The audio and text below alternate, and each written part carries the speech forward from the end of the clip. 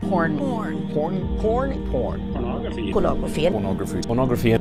Porn. Young women working in professional amateur pornography. Me and threatened to share it with everyone and destroy my life. Above 70 70 বছরের বেশি বয়স্ক একজন মানুষ pornography addicted, এরকম কেসও আমাদের সামনে আছে। হ্যাঁ, এবং সেটা নিয়ে তার ছেলে, তার মেয়ে, তারা এটা পেরেশান যে আমার বাবা আর কিছুদিন পর হয়তো দুনিয়া ছেড়ে চলে যাবেন, কিন্তু এখন তিনি পর্নোগ্রাফি অ্যাডিক্টেড। একটা পর্যায়ে আমরা জানতাম যে মানে মেয়েরা পর্নোগ্রাফির ভোক্তা না, এটা একটা পর্যায়ে আমার মানে যারা সোশ্যাল সায়েন্টিস্ট তাদের সিদ্ধান্তটা এরকম ছিল।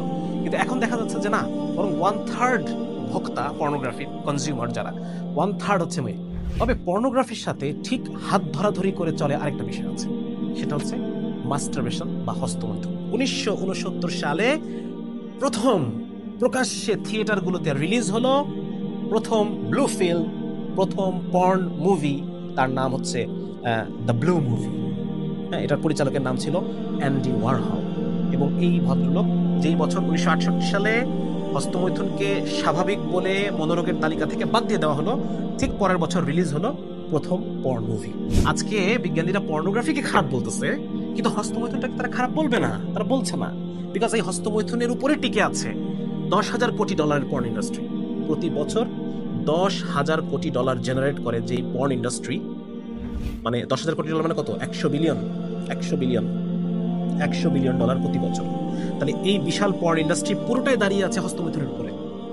হ্যাঁ, হয় মানুষ পর্ন দেখে হস্তমৈথুন করার জন্য, অথবা নিজের অবচেতন মনে পর্নোগ্রাফিতে ঢুকে যায়, পর্নোগ্রাফি দেখার which ends up in masturbation। মানে হস্তমৈথুন এবং পর্নোগ্রাফি দুটোকে আলাদা করে দেখার কোনো সুযোগ নেই। অথচ আজকে ওয়েস্টার্ন যারা গবেষক তারা এটাই বলছেন যে পর্নোগ্রাফি খারাপ কিন্তু হস্তমৈথুন ভালো। মানে সতীত্বকে আগে ভালো মনে করতো, এখন সতীত্বকে খারাপ মনে করা হয়। এখন আমেরিকার প্রত্যেকটা মানে 16 ইয়ার ক্রস করা 16 বছর বয়সী ষোড়শী প্রতিটি কিশোরী 16 বছর পার হওয়ার পরেও যদি সে ভার্জিন থাকে, এটাকে সে নিজের জন্য একটা ডিসক্রেডিট মনে করে যে আমি নিশ্চয়ই অ্যাট্রাকটিভ না, আমি নিশ্চয়ই আবেদনময়ী না, আমার নিশ্চয়ই কোনো কোয়ালিটিতে কোনো গ্যাপ আছে, আমি নিশ্চয়ই অযোগ্য, যার কারণে এখনো পর্যন্ত আমি ভার্জিন, এটা তারা মনে করে। তার মানে এই যে 30 বছরে সেক্সুয়াল রেভলিউশন, এখানে সমকামিতার পক্ষে লড়াই চলেছে, এখানে বিবাহ বহির্ভূত যৌনতার পক্ষে লড়াই চলেছে, এখানে অ্যাবর্শনের অধিকারের পেছনে লড়াই চলেছে।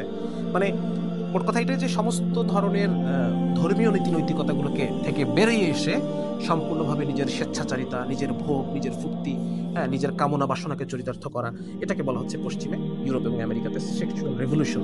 টপ 5টা পর্ন সাইট প্রতিদিন 20 কোটি বার ভিজিট হচ্ছে। ক্যাপিটালিজম কোনো কনস্পিরেসি থিওরি না, ক্যাপিটালিজম এটা একটা বাস্তব সত্য। এবং 60-এর দশকের পরবর্তী সময়ে যে রাইজ অফ ক্যাপিটালিজম, এটা এবং লিবারাল অর্থনীতি, লিবারাল ইথিক্স, এটা যেটা রাইজ, এটা একাডেমিতে খুব মশহুর। সুতরাং এগুলোকে ক্যাপিটালিজম বলে উড়াই দেওয়া এটা ইম্পসিবল। প্রতি বছর 20 লক্ষ শিশু পাচার হচ্ছে আউটসাইড ল্যাটিন আমেরিকা। এবং কোথায়? এটা ইউরোপ আমেরিকাতে পাচার হচ্ছে প্রতি বছর 20 লক্ষ শিশু। আর ল্যাটিন আমেরিকার ভিতরে আরো 40 লক্ষ শিশু তারা এই যৌন পেশায় নিয়োজিত। তাহলে 20 লক্ষ বাইরে পাচার হচ্ছে প্রতি বছর, আর 40 লক্ষ দেশের ভিতরে, এই ব্রাজিলে, এই আর্জেন্টিনায়। তাহলে এই যে দেখেন, মানে এই যে বিশ্বকাপের উদ্দেশ্য পুরা মানব সমাজটাকে, আসল যে বাস্তবতা, এইটা হচ্ছে বাস্তবতা। এই যে ব্রাজিলে, আর্জেন্টিনায় 20 লক্ষ শিশু পাচার হয় প্রতি বছর, এইটা হচ্ছে বাস্তবতা।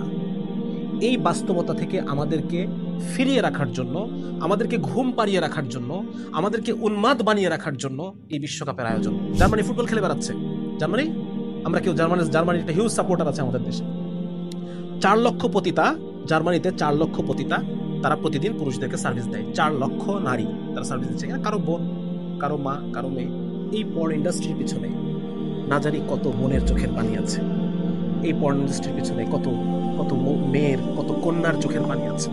আমার শায়েখ বলতেন যে যখনই কোনো নারীর প্রতি কোনো খারাপ মানে মনোভাব জাগ্রত হবে, তখন সেই জায়গায় নিজের মেয়েটার কথা চিন্তা করতে, নিজের বোনটার কথা চিন্তা করতে, যে এই মেয়েটাও তো কারো না কারো বোন। একটা খুব চমৎকার হাদিস আপনাদেরকে শোনাই আমি। সেটা হচ্ছে রাসূলুল্লাহ সাল্লাল্লাহু আলাইহি ওয়াসাল্লামের কাছে এক যুবক এসেছে। সেই যুবক এসে বলছে, ইয়া রাসূলুল্লাহ, আমার খুব জিনা করতে ইচ্ছা করে। তো রাসূল সাল্লাল্লাহু আলাইহি ওয়াসাল্লাম তাকে দূর করে তাড়িয়ে দিতে পারতেন। নবীজির আশেপাশে সাহাবীরা ছিলেন, তারা তাকে ট্রল করে তারপর হচ্ছে তাকে মেরে ধরে তাড়িয়ে দিতে পারতেন, কারণ সে একটা হারাম কাজ করতে চাচ্ছে, অনুমতি প্রার্থনা করছে। তো রাসূল সাল্লাল্লাহু আলাইহি ওয়াসাল্লাম তাকে কিছুই করলেন না, তাকে বললেন শোনো তুমি কাছে আসো। উনি বললেন যে তুমি কি এটা পছন্দ করো যে তোমার মায়ের সাথে জিনা করা হোক? তখন সে ছেলেটা বলল যে না, এটা কিভাবে হবে, কখনো এটা হতে পারে না। তখন বলছে তাহলে অন্য কেউ তো পছন্দ করে না যে তার মায়ের সাথে জিনা করা হোক। তার মানে এভাবে রাসূল সাল্লাল্লাহু আলাইহি ওয়াসাল্লাম পরে মা, বোন, খালা, ফুপু, হ্যাঁ, বলেন যে তুমি কি চাও যে তোমার ফুপুর সাথে জিনা করা হোক? সে বলছে কখন না, এটা হতে পারে না।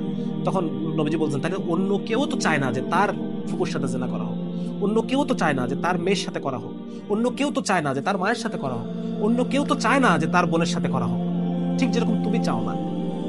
তাহলে আজকে যেই মেয়েটাকে পর্নোগ্রাফির মধ্যে যে মেয়েটাকে দেখে আপনি একটা ফিলিংস নিচ্ছেন, ঠিক আছে না, আপনি তো চান না যে আপনার বোনকে দেখে কেউ এরকম ফিলিংস নিক।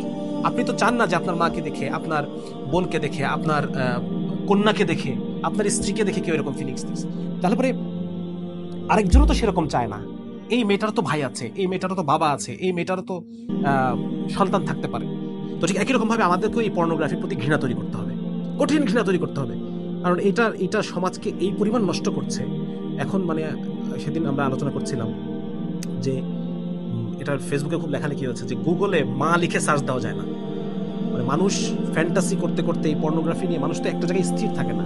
একটা জিনিসের যখন একটা নির্দিষ্ট পরিমাণ ডোপামিন হরমোন মাথায় আসে, নির্দিষ্ট পরিমাণ মজা লাগে, তো এই নির্দিষ্ট পরিমাণ মজা নেওয়ার জন্য পরবর্তীতে আরো বিকৃত, আরো মানে গর্হিত, আরো নৃশংস জিনিসের দিকে যেতে হয়। হ্যাঁ, মানে এত খারাপ সেটা ভাষায় প্রকাশ করা সম্ভব না। এদিকে না গেলে পরে সে তার ওই পরিমাণ মজা আর লাগবে না। যার কারণে মানুষ এখন এই পর্নোগ্রাফির কারণে মানুষ এমন এমন জিনিস নিয়ে ফ্যান্টাসি করে যেটা আসলে মানে এই মুহূর্তে বলাই সম্ভব না, এত এত এত খারাপ জিনিস নিয়ে তারা ফ্যান্টাসি